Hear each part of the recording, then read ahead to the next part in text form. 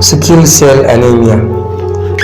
Cutar sikila, wadda a turanci ana kiranta da suna sickle cell disease, ta kasance ɗaya daga cikin cututtukan da ake iya yin gadon su daga iyaye. Cutar dai tana tasiri akan wani sinadari da ake kira shi da suna hemoglobin, wanda yake ɗauke a cikin jajayen ƙwayoyin jini. Shi dai sinadarin hemoglobin shine yake da alhakin ɗauko iskar oxygen zuwa ga sauran sassan jikin ɗan adam, wanda ita wannan iska ita ce wadda muke shaƙa, kuma dole sai da ne za mu iya rayuwa.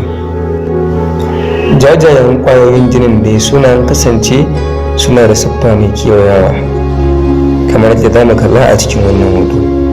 Jikinsu na da matuƙar laushi da taushi, wanda hakan ne ke ba su damar hutsawa da cikin ƙananan jijiyoyi tare da kai iskar oxygen zuwa ga inda ake bukata a kowane waje da ke cikin jiki.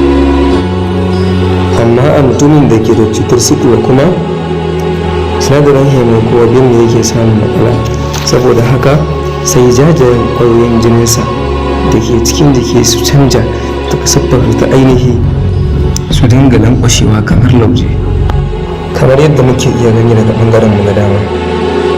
Alamomin ciwon sikila: na farko, karancin jini a cikin jiki. A lafiyayyen mutum, jini yakan ɗauki kwanaki 120 kafin ya lalace a yau sabo, amma a masu sikila yakan ɗauki kwanaki 10 zuwa 20, ma'ana yana lalacewa da wuri sama da yadda ake bukata. Na biyu, yawan rashin lafiya. Na uku, kumburar hannaye da kafofi. Na hudu, rashin saurin girma. Na biyar kuma, ciwon jiki da na gaɓoɓi, wanda yake faruwa a dalilin toshewar da jinin yake wa jijiyoyi. Na shida kuma shine ciwon ido.